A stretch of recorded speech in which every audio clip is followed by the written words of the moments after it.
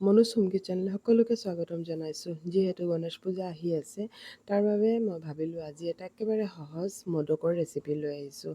তাত মই 2 চামুচ ঘিউ লৈছোঁ কেৰাহীখনত আৰু লৈ পেলাই মই ইয়াত চাটু গুড়ি দিছোঁ।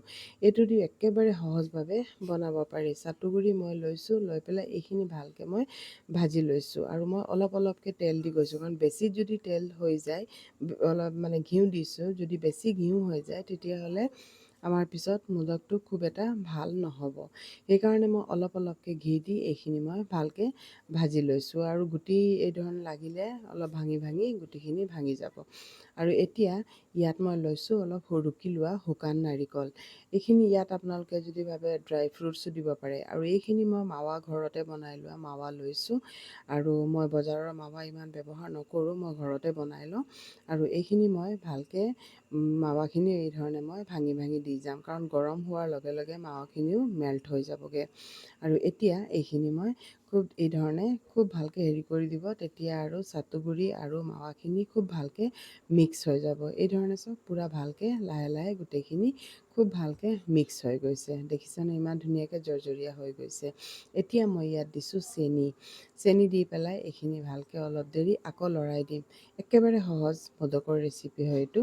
আৰু ইয়াত মই একেবাৰে অলপ পানী দিছোঁ, 2 চামুচ বা 3 চামুচ মানে ধৰিব পাৰে আৰু তেনেকৈ পানী দিছোঁ। পানীটো অলপ দিব, কাৰণ চেনি আছে যিহেতু, চেনিখিনি মেল্ট হ'ব, আকৌ বেছি পানী হৈ যাব তেতিয়াও দিগদাৰী হ'ব পাৰে।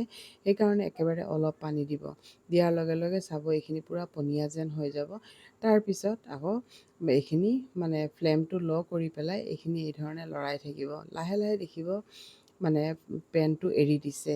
একেবাৰে এৰাৰ পিছত অলপ টান হোৱাৰ পিছত এইখিনি নমাই দিব। এইখিনি মই এতিয়া নমাই দিম। পূৰা এৰি দিছে পেনখনৰ পৰা, এতিয়া মই এইখিনি নমাই দিম। নমাই পেলাই এইখিনি অলপ ঠাণ্ডা হ'বলৈ দিম। ঠাণ্ডা হ'লেহে তেতিয়াহে আমি ধুনীয়াকৈ মোদকটো বনাব পাৰিম। ঠাণ্ডা হ'লে অলপ টানো হৈ যাবগৈ। আৰু এতিয়া মই ঠাণ্ডা হৈ গ'ল আমাৰ, আৰু এতিয়া মই মোদকটো বনাম। মোৰ কোনো হেৰি নাই, শ্বেপ দিবলৈ হেৰি নাই, মই হাতেৰেই মোদকটো বনাম। আৰু এতিয়া এই ধৰণে মই এটা লাডুৰ নিচিনা কৰি লৈছোঁ।